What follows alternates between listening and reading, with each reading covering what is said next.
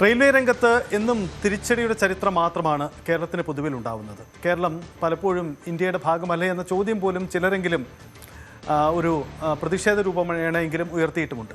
നമുക്ക് നിരവധി റെയിൽവേ ബദൽ പദ്ധതികൾ കേരളത്തിൽ ചർച്ച ചെയ്യപ്പെട്ടിരുന്നു. അതിൽ ഒന്നാണ് അങ്കമാലി മുതൽ ശബരിമല വരെ നീളുന്ന അങ്കമാലി ശബരി റെയിൽ പദ്ധതി. എരുമേലി വരെ നീളുന്ന ഒരു പദ്ധതിയാണ്. ആ പദ്ധതി വർഷങ്ങൾക്ക് മുമ്പേ 1998 കാലഘട്ടത്തിൽ പ്രഖ്യാപിക്കുകയും ആദ്യഘട്ട പ്രവർത്തനങ്ങളും പണവും അനുവദിച്ച് മുന്നോട്ട് പോയിട്ടും ഇപ്പോൾ അത് വയബിൾ അല്ല എന്ന രീതിയിൽ വിലയിരുത്തി അത് നിലച്ച മട്ടാണ്.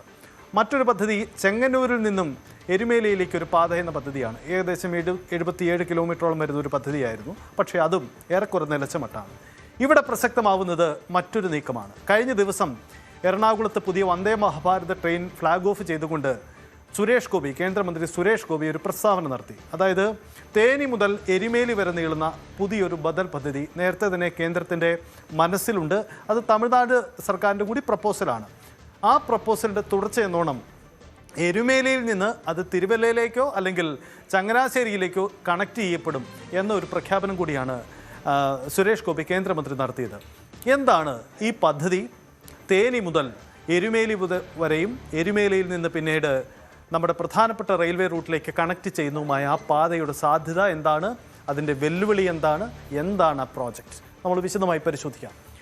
ഈ സ്ക്രീനിലേക്ക് വരുമ്പോൾ കാണാനാവും ഈ പദ്ധതിയുടെ ചുരുക്കം. അതായത് തമിഴ്നാട്ടിലെ തേനി പശ്ചിമഘട്ടത്തിൻ്റെ മറുഭാഗം, പശ്ചിമഘട്ടത്തിലെ തേനി മുതൽ പിന്നീട് എരുമേലി വരെ നീളുന്ന പാതയാണിത്. പശ്ചിമഘട്ടത്തെ തേനിയിൽ നിന്നും തമിഴ്നാടിൻ്റെ ഭാഗമായ തേനിയിൽ നിന്ന് ചിക്കമംഗളൂർ, കമ്പം, പിന്നീട് കുമളി, പിന്നീട് പേരുമേട്, ഒടുവിലത് എരുമേലി. ഇതാണ് ഈ പദ്ധതിയുടെ ഇപ്പോഴത്തെ ഒരു രൂപം. പക്ഷേ കടന്നു പോവേണ്ട വെല്ലുവിളികൾ ഒട്ടും ചെറുതല്ല. 95 കിലോമീറ്റർ ദൈർഘ്യം വരുന്ന ഒരു റൂട്ടാണ്. കടന്നു വരുന്ന പ്രധാനപ്പെട്ട റൂട്ടാണ് നമ്മൾ സൂചിപ്പിച്ച തേനി, കമ്പം, കുമളി, വണ്ടിപ്പെരിയാർ, മുണ്ടക്കയം, എരുമേലി. ഇതാണ് കടന്നു വരുന്ന ഭാഗം. ഇതിൽ തേനി, കമ്പം മേഖലകൾ തമിഴ്നാട്ടിലും കുമളി, വണ്ടിപ്പെരിയാർ, മുണ്ടക്കയം, എരുമേലി അടക്കമുള്ള സ്ഥലങ്ങൾ കേരളത്തിലും എന്നതാണ് ഈ പദ്ധതിയുടെ പ്രത്യേകത. ഇതാണ് ഈ പദ്ധതിയുടെ പൂർണ്ണമായ രൂപം. അതായത് തേനിയിൽ നിന്ന് ആരംഭിച്ച് ഇങ്ങനെ കടന്നു വന്ന് എരുമേലിയിലേക്ക് എത്തുന്നു. അതായത് ഈ പദ്ധതി കടന്നു വരുമ്പോൾ നമുക്കറിയാം, ഈ കാണുന്നതാണ് പശ്ചിമഘട്ട മലനിരകൾ. പശ്ചിമഘട്ടത്തിൻ്റെ ഏറ്റവും ഉയർന്ന പ്രദേശങ്ങൾ ഉൾപ്പെടുന്ന മേഖലയാണ്. ആനമുടി അടക്കമുള്ള പ്രദേശങ്ങൾ ഉൾപ്പെടുന്ന ഒരു മേഖലയാണ് ഈ കടന്ന് റെയിൽവേ ലൈൻ ക്രോസ് ചെയ്യേണ്ട സ്ഥലം. ഇതിൽ തേനിയിൽ നിന്നും കമ്പത്തെത്തി കുമളിയിലേക്ക് വരുന്ന ആ പാത ഏറെക്കുറെ സേഫാണ് ഭൂമിശാസ്ത്രപരമായി, കാരണം നിരപ്പായ പ്രദേശമാണ്. പക്ഷേ അവിടെ നിന്നും ഇതൊരു വലിയ മല കടന്ന് എരുമേലി എത്തണമെങ്കിൽ തുരങ്കപാത വേണം. അതുണ്ടാക്കുന്ന സങ്കീർണത നമുക്ക് വിശദമായി നോക്കാം. ഇതാണ് ഈ പാതയുടെ ഒരു പൊതുരൂപം. പക്ഷേ ഇത് ഇവിടെ നിന്നും ഈ എരുമേലിയിൽ നിന്നും ഏകദേശം ഈ ഭാഗത്തായിട്ടോ അല്ലെങ്കിൽ അതിൻ്റെ ഏകദേശം ഈ ഭാഗത്തോ അല്ലെങ്കിൽ അതിൻ്റെ മറുഭാഗത്തോ ഇവിടെയായിട്ടോ വരുന്ന മറ്റൊരു റെയിൽവേ ലൈനുമായി കണക്ട് ചെയ്യണമെന്നതാണ് ഇപ്പോൾ ഉയരുന്ന പ്രപ്പോസൽ. നമുക്ക് ആ ഡീറ്റെയിലേക്ക് വരാം. അപ്പോൾ ഇതിൻ്റെ ഏറ്റവും പ്രധാനപ്പെട്ട കാര്യം ഈ പാതയുടെ പ്രത്യേകതകളും അതിൻ്റെ സാധ്യതകളും നോക്കാം. തേനി എരുമേലി പാത, അതായത് പശ്ചിമഘട്ടത്തിന് കുറുകെയുള്ള ആദ്യ റെയിൽ പാത എന്നതാണ് ഇതിൻ്റെ ഏറ്റവും പ്രത്യേകത. പശ്ചിമഘട്ടം ഗുജറാത്ത് മുതൽ നമ്മുടെ കന്യാകുമാരി വരെ നീണ്ടു കിടക്കുന്ന അതിബൃഹത്തായ നമ്മുടെ പശ്ചിമഘട്ട മലനിരകളിൽ ഇതിനു മുമ്പ് ഇങ്ങനെ ഒരു റെയിൽ പദ്ധതി ഉണ്ടായിട്ടില്ല. കാരണം പശ്ചിമഘട്ടം ക്രോസ് ചെയ്യുക എന്ന് വെച്ചാൽ അതീവ സങ്കീർണമാണ്. നമ്മുടെ പാലക്കാട് നിന്നും തമിഴ്നാട്ടിലേക്ക് പോകുന്ന ആ റെയിൽവേ ലൈന് പോലും പാലക്കാട് ഗ്യാപ്പിലൂടെയാണ് കടന്നു പോകുന്നത്. പശ്ചിമഘട്ടം യഥാർത്ഥത്തിൽ അവിടെ ഇല്ല. അപ്പോൾ പശ്ചിമഘട്ടം ക്രോസ് ചെയ്തുള്ള ഏറ്റവും സങ്കീർണമായ റെയിൽവേ ലൈൻ എന്ന പ്രത്യേകതയുണ്ട്. 60 കിലോമീറ്ററോളം തുരങ്കപാത, കാരണം കയറ്റം ഭാഗത്ത് അവിടെ റെയിൽവേ ലൈൻ ഉണ്ടാക്കണേ തുരങ്കപാത തന്നെ വേണം. അപ്പോൾ ഏകദേശം 60 കിലോമീറ്ററും തുരങ്കപാത വേണ്ടി വരുമെന്ന് പറഞ്ഞാൽ റെയിൽവേ പദ്ധതികൾ തന്നെ ഏറ്റവും സങ്കീർണവും ചെലവേറിയതുമായ ഒരു പാതയായി അത് മാറും. 60 കിലോമീറ്ററോളം തന്നെ നേരിട്ട് തുരങ്കപാത എന്ന പ്രത്യേകതയുണ്ട്. ഉയർന്ന സാമ്പത്തിക ചെലവ് വരും, സങ്കീർണമായ സാങ്കേതികത അവിടെ ഉപയോഗിക്കേണ്ടി വരും. റെയിൽവേയുടെ ഇതുവരെ ഉപയോഗിച്ചതിൽ ഏറ്റവും സങ്കീർണമായ സാങ്കേതികതകൾ ഉയർത്തുന്ന പരിസ്ഥിതി ആശങ്കകൾ ഒട്ടും ചെറുതല്ല. മുല്ലപ്പെരിയാർക്ക് അതിന് സമീപത്തൂടെ കടന്നു പോകേണ്ടി വരുന്ന ഒരു തുരങ്ക പദ്ധതി എന്ന പ്രത്യേകതയുമുണ്ട്. അപ്പോൾ അതുണ്ടാക്കുന്ന സങ്കീർണതകളും പാരിസ്ഥിതിക പ്രശ്നങ്ങളും ഒട്ടും ചെറുതല്ലതാനും. അപ്പോൾ ഉയരുന്ന ആശങ്ക ഇത് പ്രഖ്യാപനത്തിനൊപ്പം ഇത് സാധ്യമാകുമോ എന്നാണ്. തമിഴ്നാട്ടിൽ നിന്നുള്ള ചില MP-മാർ അടക്കം ലോക്സഭയിൽ ഉയർത്തിയ ചോദ്യത്തിനാണ് കേന്ദ്ര റെയിൽവേ മന്ത്രി ഈ പദ്ധതിയുമായി ബന്ധപ്പെട്ട ഒരു മറുപടി നൽകുന്നത്. അത് സംബന്ധിച്ച ഒരു DPR തയ്യാറാക്കാനാണ് ഒരുങ്ങുന്നത്. DPR തയ്യാറാക്കുന്നു. 95 കിലോമീറ്റർ പാത വരുന്നു.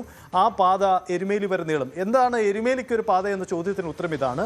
തമിഴ്നാട്ടിൽ നിന്നടക്കമുള്ള ശബരിമല തീർത്ഥാടകർക്ക് കടന്നു പോകാൻ കഴിയുന്നൊരു വഴിയാണ്. മാത്രമല്ല ഇപ്പോൾ തേനിയിൽ അവസാനിക്കുന്ന റെയിൽപാത, തമിഴ്നാട്ടിലൂടെ കടന്നു വന്ന് തേനിയിൽ അവസാനിപ്പിക്കുന്ന ആ പാത തമിഴ്നാട്ടിൻ്റെ അതിർത്തി മേഖലകളിലെയും ഗതാഗത സാധ്യതയുണ്ടാക്കുന്നു. ഒടുവിൽ ശബരിമലയിൽ എത്തിയാൽ അത് ശബരിമല തീർത്ഥാടകർക്കടക്കം കടന്നു പോകാൻ കഴിയുന്ന ഒരു മാർഗമായി മാറും എന്നതാണ് പ്രതീക്ഷ. അപ്പോൾ നമ്മുടെ അങ്കമാലി ശബരി റെയിൽ പദ്ധതിക്ക് ബദലായി ഈ ഒരു പാത ഉയർന്നു വരുമോ എന്ന മറ്റൊരു പ്രധാനപ്പെട്ട കാര്യം കൂടിയുണ്ട്. എന്തായാലും ഇത്തരം ആലോചനകൾ നടക്കുന്നു എന്നതാണ്. ഇനിയാണ് ഇതിൻ്റെ അതർ കണക്ടിവിറ്റി സാധ്യതകളിലേക്ക് കൂടി വരുന്നത്. അതായത് ഈ പാത കൂടുതൽ ഇടങ്ങളിലേക്ക് കടന്നു പോകുമോ, കേരളത്തിൻ്റെ കൂടുതൽ ഇടങ്ങളിൽ അതിന് സാധ്യതയുണ്ടാക്കുമോ എന്ന ചോദ്യം കൂടിയാണ് അവിടെ ചോദ്യം ചെയ്യപ്പെടുന്നത്. അതായത് നിലവിൽ എരുമേലി വരെയാണ് ഈ പ്രപ്പോസ്ഡ് ലൈൻ വരുന്നത്. അപ്പോൾ എരുമേലിയിൽ നിന്നും ഏകദേശം ഈ ഭാഗത്തുകൂടെയാണ് കടന്നു പോകുന്നത്. കൊച്ചിയിൽ നിന്നും കായംകുളം ഭാഗത്തേക്കുള്ള, അതായത് തിരുവനന്തപുരം ഭാഗത്തേക്കുള്ള ഇരട്ട ലൈൻ കടന്നു പോകുന്നത് ഈ ഭാഗത്താണ്. അവിടെ കോട്ടയമുണ്ട്, ചങ്ങനാശ്ശേരിയുണ്ട്, തിരുവല്ലയുണ്ട്, ചെങ്ങന്നൂരുണ്ട്, അങ്ങനെയുള്ള റെയിൽവേ സ്റ്റേഷനുകളുണ്ട്. അപ്പോൾ എരുമേലിയിൽ നിന്ന് ഉള്ള ഈ പാത, തേനിയിൽ നിന്ന് ആരംഭിച്ച് എരുമേലി വരെ എത്തുന്ന ഈ റെയിൽപാത അതിൻ്റെ തുടർ കണക്ടിവിറ്റിയായി മറ്റൊരു റെയിൽവേ ലൈനുമായി ബന്ധിപ്പിക്കുന്നു. ഇതാണ് പ്രപ്പോസൽ. അങ്ങനെയെങ്കിൽ അത് ഇപ്പോഴുണ്ടാകുന്ന പ്രപ്പോസൽ പ്രകാരം അത് ഒന്നുകിൽ ചങ്ങനാശ്ശേരിയിലേക്ക് അതല്ലെങ്കിൽ തിരുവല്ലയിലേക്ക് കണക്ട് ചെയ്യുക. ഇതാണ് ഇപ്പോൾ കേന്ദ്രമന്ത്രി വ്യക്തമാക്കിയ ഒരു കാര്യം. അതായത് നേരത്തെ ഇപ്പോൾ DPRന് വേണ്ടി അനുമതി നൽകിയിരിക്കുന്ന തേനി എരുമേലി പാതയുടെ തുടർച്ച ആയി ഈ പാത പ്രധാന പാതയിലേക്ക് ബന്ധിപ്പിക്കുകയാണ്. നമുക്ക് കേൾക്കുമ്പോൾ ഇതിൻ്റെ സാധ്യത വളരെ വലുതായിട്ട് തോന്നും. കാരണം ഒന്ന്, തമിഴ്നാടുമായി നമുക്ക് മറ്റൊരു റൂട്ടിൽ കണക്ടിവിറ്റി ഉണ്ടാകുന്നു. അത് ഇരു സംസ്ഥാനങ്ങൾക്കും ഒരേപോലെ പ്രയോജനപ്പെടുന്നു. അത് ശബരിമല തീർത്ഥാടകരെ മാത്രം ലക്ഷ്യമിടേണ്ടതില്ല, മറിച്ച് ഈ വഴിയുള്ള ഗതാഗതവും എല്ലാ തരത്തിലുള്ള പ്രത്യേകതകളും കിട്ടുമെന്നതാണ് ഒരു പ്രധാനപ്പെട്ട കാര്യം. അപ്പോൾ പശ്ചിമഘട്ടത്തെ കീറി മുറിച്ചുകൊണ്ട് ഒരു പുതിയ റെയിൽവേ ലൈൻ എന്ന സാധ്യത വളരെ ഗൗരവമായി തന്നെ ചർച്ച ചെയ്യപ്പെടുകയാണ്. എന്തായാലും ഇത് എരുമേലിയിൽ നിന്നും മറ്റ് പ്രധാന പാതകളിലേക്ക് നീട്ടുന്നു എന്ന് പറയുമ്പോൾ സ്വാഭാവികമായും നമുക്കുണ്ടാകുന്ന സാധ്യതകളാണ്. അത് ഏത് ലൈനിലേക്കും വരട്ടെ. എന്തായാലും ഈ പ്രപ്പോസൽ വളരെ ഗൗരവമായി പരിശോധിക്കുന്നു എന്നതാണ് സാധനം. പക്ഷേ നമ്മൾ തുടക്കത്തിൽ സൂചിപ്പിച്ചതാണ് ഇതിൻ്റെ വെല്ലുവിളി. ഉയർന്ന ചെലവ്, ഉയർന്ന പരിസ്ഥിതി പ്രതിസന്ധികൾ, സാങ്കേതികവിദ്യയുടെ ബുദ്ധിമുട്ടുകൾ, അങ്ങനെയുള്ള വെല്ലുവിളികൾ നേരെയുണ്ട്. എന്തായാലും പഠനങ്ങൾ നടക്കട്ടെ.